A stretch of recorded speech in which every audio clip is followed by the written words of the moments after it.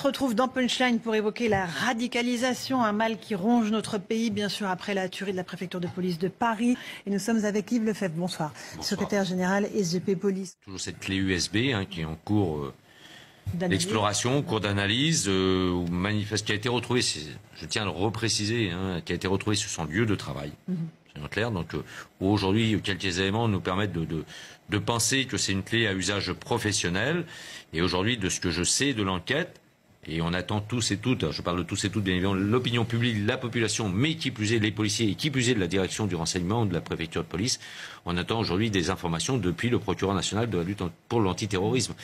Mais manifestement, il était seul en l'état. D'accord. Et le fait que ces informations contenues sur la clé USB n'aient pas été exportées, est-ce que c'est de nature à rassurer un peu les fonctionnaires de la préfecture? Alors on attend de savoir. Manifestement, ça n'aurait pas été exporté.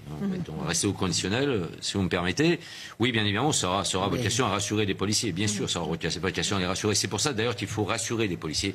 Parce qu'aujourd'hui, c'est tout le service du renseignement de la préfecture de police de Paris. Et Dieu sait si ce service est éminemment important. Qui a peur. Qui aujourd'hui est fragilisé et dont ses agents ont peur. C'est compliqué. Maître Goldnadel. Non, mais pardon je ne veux pas vous contredire, mais vous n'avez aucune certitude que sur la base de renseignements qu'il n'aurait jamais dû obtenir, compte tenu du caractère dangereux de ce garçon, vous ne savez pas s'il n'a pas utilisé verbalement certains noms, certaines adresses pour les donner. Oui, non mais l'enquête le dira. Aujourd'hui, c'est au conditionnel. Aujourd'hui, c'est un peu tôt. Voilà. C'est ça que je veux dire. Aujourd'hui, moi, ce que je veux, c'est qu'on évite d'alimenter encore à l'angoisse, d'apporter un peu plus d'angoisse à mes collègues.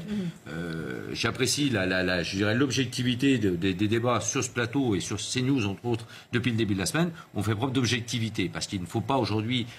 Moi, on a 1000 collègues à la direction du renseignement. Vous savez que depuis ce matin, quand même, les collègues des commissariats de sécurité publique, donc périphérie parisienne, reçoivent des appels avec des chants qui sont des chants, je dirais, symboliques de Daesh. Donc imaginez-vous aujourd'hui le climat particulièrement anxiogène avec des policiers qui attendent aujourd'hui des réponses. Alors n'en ajoutons pas plus, parce qu'effectivement, il faut tout reprendre, il faut analyser avec, je dirais, posément. On verra ce que donnera l'enquête. Par contre, moi, j'attends avec beaucoup d'impatience et je souhaite franchement, très vivement pour tous les policiers, mais aussi pour la population, que le procureur en charge de l'antiterrorisme s'exprime au plus vite. Mais ça, je souhaite aussi qu'il s'exprime au plus vite en ayant réellement des bases fiables, qu'on ne tombe pas dans des erreurs de communication comme on a pu malheureusement connaître tout au début de l'affaire.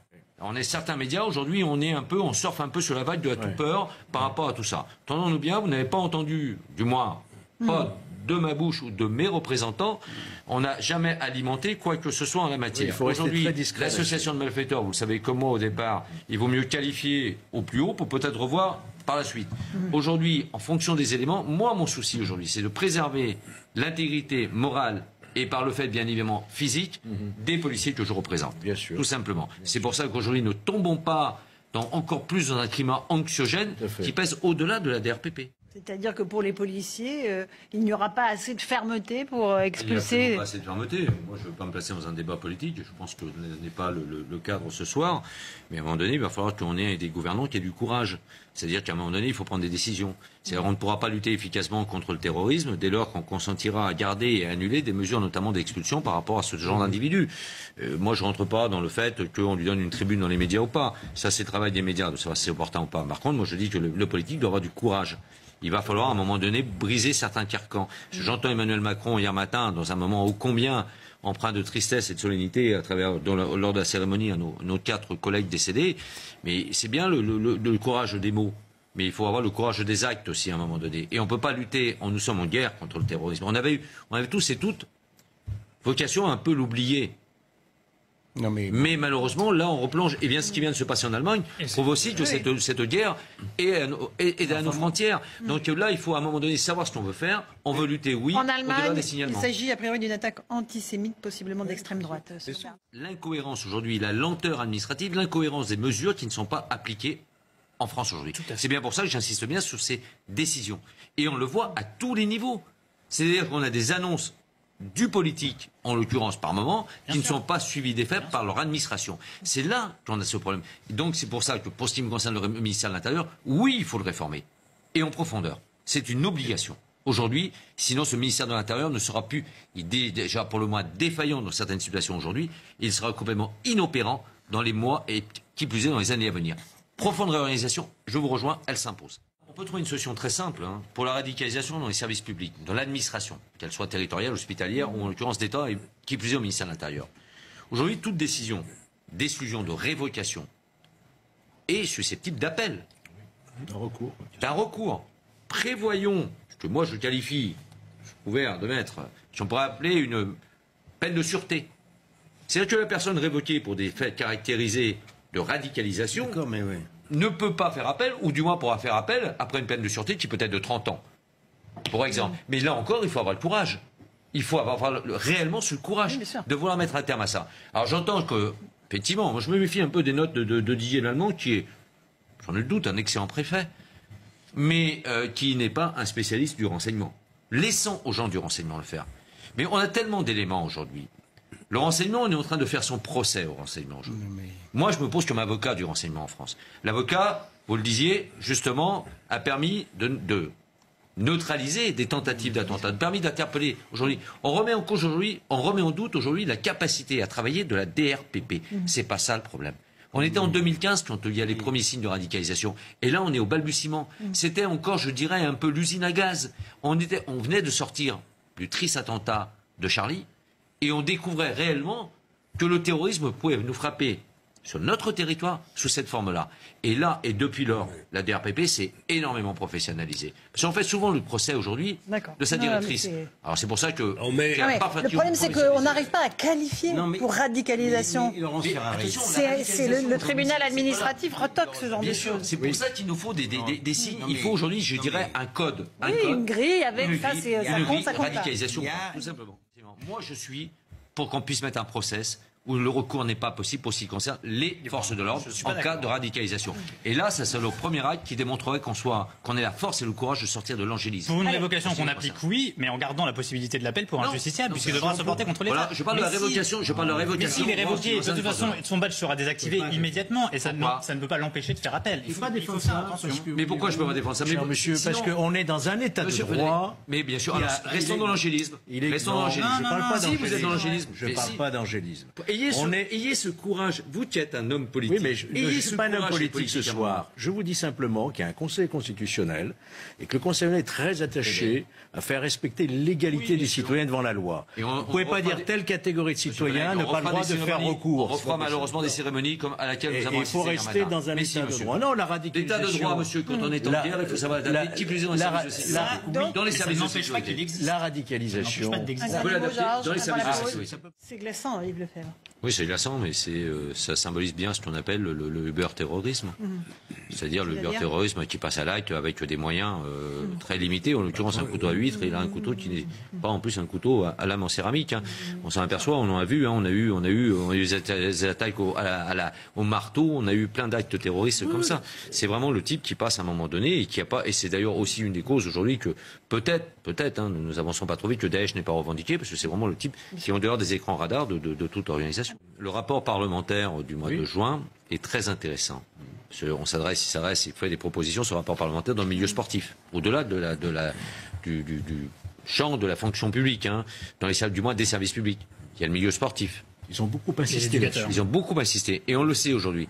Et au niveau de l'éducation nationale, parce qu'on a des cas déterminés de conseillers d'éducation qui sont aujourd'hui reconnus, identifiés comme s'étant particulièrement radicalisés et qui attestent de par leur attitude, de par leurs paroles, de par leurs préconisations avec les élèves, et qui sont encore aujourd'hui dans le système éducatif. Vous préciser sur ce que vous venez de dire sur les clubs sportifs, vous avez raison. Et qu'est-ce qu'ont proposé les députés là-dessus? Parce qu'aujourd'hui, figurez-vous que lorsqu'un club se crée, un club de sport, maintenant, il doit demander l'autorisation à la fédération. Il faudrait que l'autorisation soit demandée à la préfecture, qui ait un agrément, de façon à ce qu'il y ait un contrôle, voyez-vous.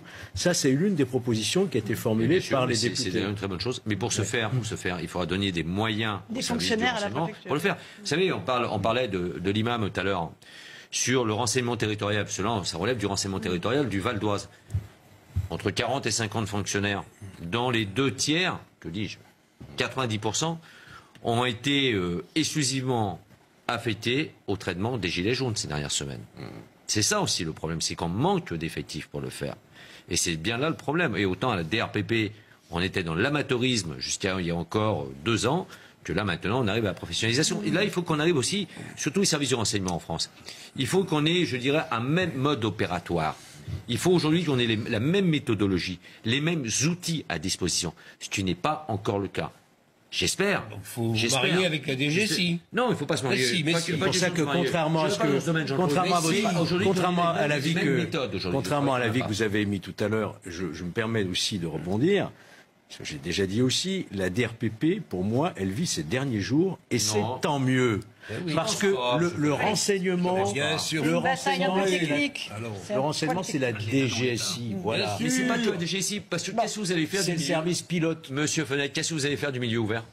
Ce qu'on fait, vous transférez qu'est-ce que vous en faites? Le haut du spectre, vous le transférez à la DGSI et le reste au SCRT, c'est-à-dire au renseignement territorial. Arrêtez avec cette frontière de la SCRT, de l'autorité du directeur départemental de la sécurité publique, vous le savez.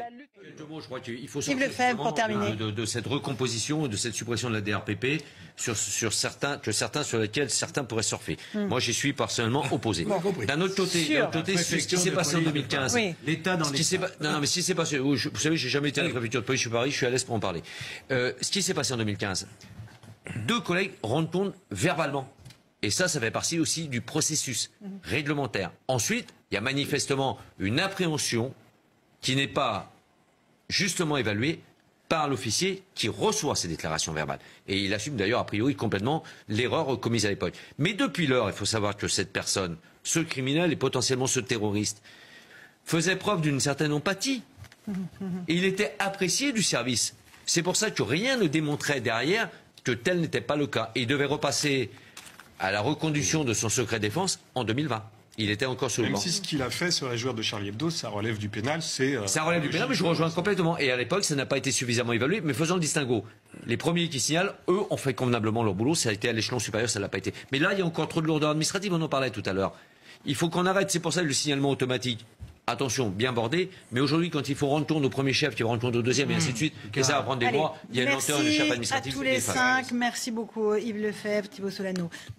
Retrouvez toute notre actualité sur videopolice.com, la chaîne YouTube d'Unité SGP Police.